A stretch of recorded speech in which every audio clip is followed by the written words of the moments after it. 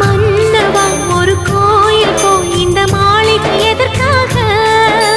தேவியே என் ஜீவனே இந்த ஆலயம் உனக்காக.